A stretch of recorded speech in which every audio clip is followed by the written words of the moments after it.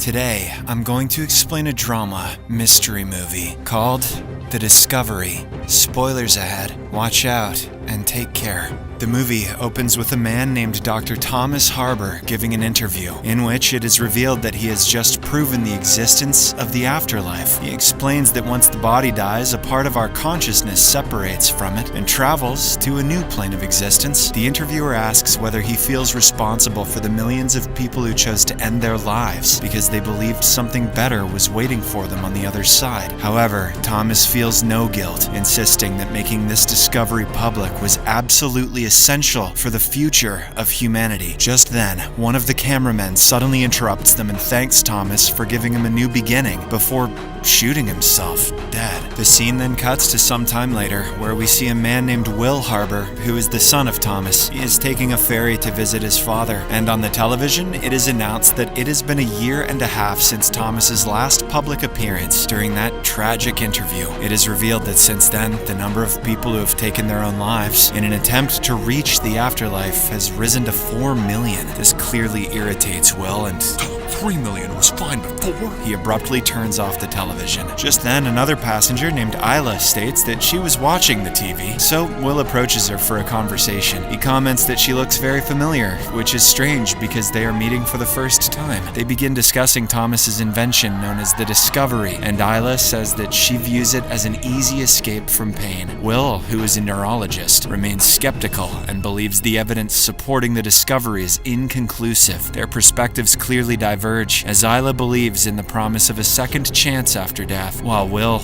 does not. Not long after, they arrive on an island and go their separate ways, uncertain if they will ever meet again. Will is then picked up by his younger brother Toby, who takes him to a mansion their father has recently purchased. Toby reveals that their father has invented a new device and is eager to show it to him. Will notices several people dressed in uniform, and Toby explains that all of them had attempted to end their lives multiple times, so Thomas brought them here and gave them a reason to live. A lifetime supply of chicken wings. Upon entering the mansion, Will arrives in a laboratory where he notices that his father is connected to a strange new machine. The procedure involves killing him for a few seconds in order to record his brainwaves, then reviving him with electrical shocks before it is too late. Will finds all of this deeply disturbing and tells his brother that he has gone too far, and it seems like his father has started a cult here. Sometime later, Thomas wakes up from the experiment and welcomes his son. However, Will urges him to stop all of this and tell the media that the discovery was false, so people will stop killing themselves. Thomas, however, remains fully convinced of his work, and he also reminds Will that he was the original inspiration for this research. It is revealed that when Will was a child, he was in an accident and was clinically dead for a full minute. When he was resuscitated, he told his parents that he had seen brief flashes of light and a little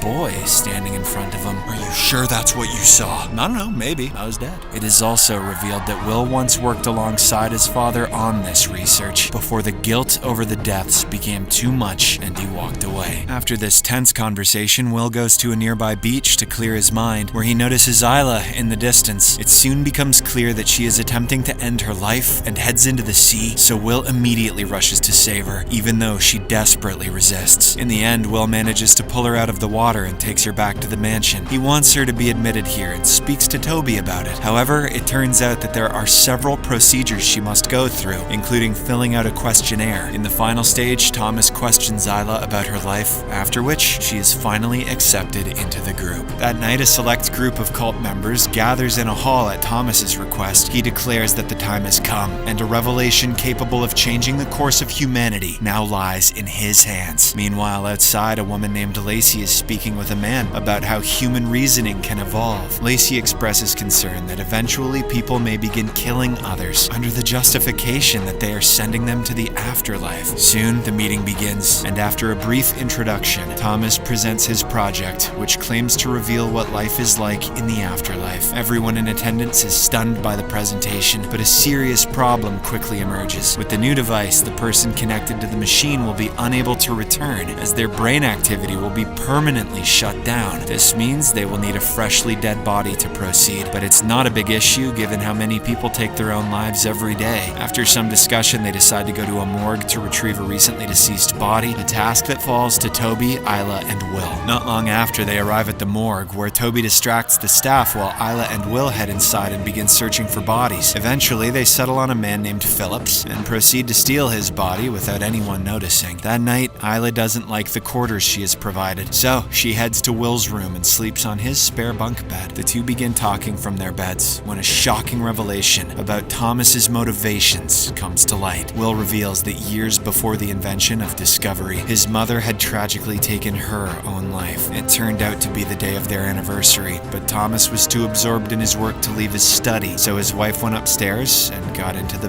bathtub. Will then confesses that the next day it was he who discovered her lifeless body. He feels that this is the reason his father has become so obsessed with proving the existence of the afterlife, to find out if his wife reached somewhere. The next day, Thomas gathers a small group to begin testing his new device on the body they retrieved the night before. Lacey powers up the machine, while Toby prepares to deliver the electrical discharges to the connected corpse. All eyes are fixed on the screen, anticipating a reaction, but nothing happens. Thomas orders Toby to press the button again and again, but every attempt is futile. The frustrated man finally storms out of the laboratory, with the others following him. Now only Will remains in the room and begins to disconnect the cable when suddenly the screen comes to life. Stunned, Will watches a video showing Phillips entering a hospital and trying to enter a room, only to be stopped by a woman. She scolds Phillips for his absence and his neglect of his sick father. Just then, Toby and Thomas appear, so Will hastily shuts off the screen before they can see it. Later, they prepare to return Phillips's body, during which Thomas notices Lacey telling the others about the test results. Afterwards, Isla and Will take the dead body back to the morgue, where they place him at the entrance and watch as the staff takes him inside. Moments later, Isla suddenly kisses Will, after which the two drive away in awkward silence. Upon returning to the mansion, Will cannot shake the images he saw on the monitor, so he downloads the footage to his laptop and continues watching it. He soon discovers that the hospital Phillips visited is nearby, so he decides to go there himself. Upon arriving, Will searches for the room from the video but cannot locate it, so asks a cleaner about it. The man explains that the ward existed before the hospital was renovated 10 years ago. Upon hearing this, Will realizes that the machine does not reveal the afterlife, but instead captures memories stored deep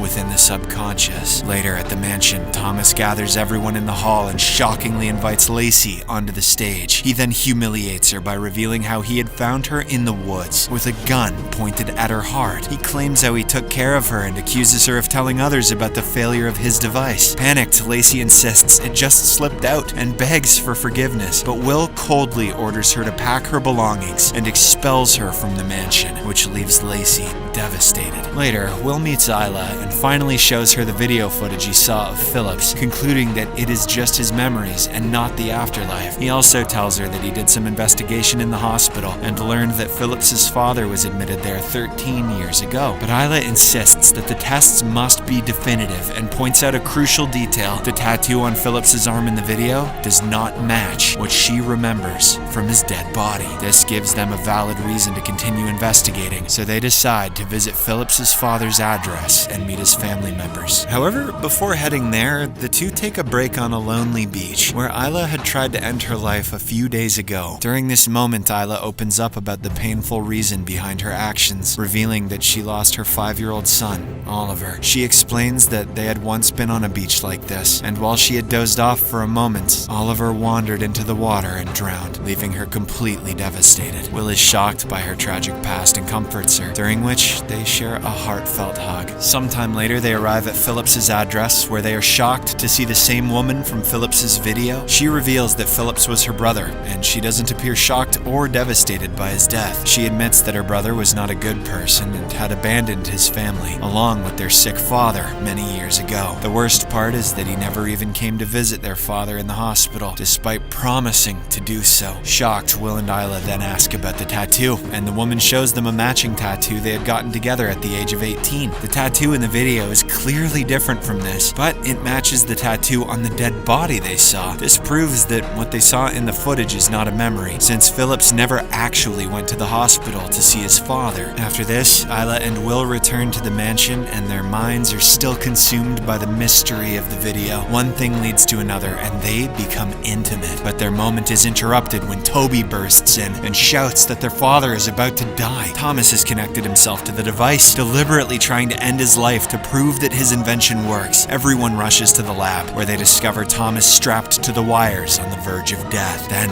something bizarre happens when they see footage on the screen which shows Will's mother. She is calling Thomas for dinner, but he is completely absorbed in his work. It turns out that this is footage from the same night of their anniversary when she killed herself. But shockingly this time, Thomas leaves his study room and stops his wife, who is about to go upstairs. He says his work can wait and suggests they have dinner together, and Thomas and Will are completely confused by this, since it never happened. And still, somehow, no one's questioning how they're viewing memories on a computer screen. Fortunately, they manage to bring Thomas back to life with a defibrillator before it is too late, and they all watch the footage again. Will finally informs his father about what he saw in Phillips's footage, which never happened when the man was alive. Thomas is astounded by what he sees and reveals his theory about the true meaning of the discovery. When someone dies, they travel to another version of their own life, where they have a second chance to atone for their mistakes. A son who visits his father in his final moments, a husband who prevents his wife from ending her life. In this way, people would not be forced to accept their remorse, as they will always have a second chance. If Thomas is right, the revelation could be catastrophic for humanity, as more and more people would kill themselves in the hope of fixing their mistakes. They thus decide to destroy the machine before anyone else discovers the truth. Later, Thomas gathers the cult members to announce that he will not continue with the project. This leaves everyone confused, but before Thomas can explain anything, Lacey suddenly arrives and shoots Isla. She frantically tries to justify her actions, claiming that she didn't end Isla's life, but is only relocating her to the afterlife. She begins screaming, insisting that all she wants is her place alongside Thomas. Toby quickly takes her away, while a frantic Will tries to tend to Isla, who is dying. She then says that she doesn't want to die anymore, but tragically passes away in Will's arms, leaving him completely devastated. The scene then cuts to a few days later, where Will is seen still grieving for his beloved and refuses to even leave his room. He hears Thomas and Toby discussing contacting Isla's family so they can pick up her body. It is then revealed that Will has connected himself to the machine, as he wants to go to the afterlife and save Isla. Moments later, he finds himself on the ferry again, where he hears the same news about his father on TV and quickly turns it off. He then comes across Isla, and this time both of them recognize each other. Will says that he wants to save her, but she urges him to calm down and explains that what he is experiencing is just a memory. In a shocking twist, she reveals that this memory has already happened in various alternative lives of Will and is part of a time loop. It turns out that the first time they met, he didn't even get off the ferry, and the next day he read in the newspaper that Isla had drowned at the beach. The thought of having done nothing to help her began eating Will alive, so he killed himself to travel to the afterlife to save her. Isla explains that Will has lived dozens of lives, always trying to prevent her from killing herself, and this is the first time that he has succeeded. Will asks why he doesn't remember any of his past lives, so Isla replies that every time he dies, he meets her again on this ferry, although no one can fully recall their past lives. Sometimes certain memories manage to linger, which is why her face looked familiar to him when they met earlier in the movie. A panicked Will says that he wants to save her, but Isla smiles and says that he already has, explaining that there are many ways to save someone. As the movie ends, Will walks away, but soon turns around to look back, as if experiencing a sense of familiarity with who Isla is, even though he has never met her in this reality.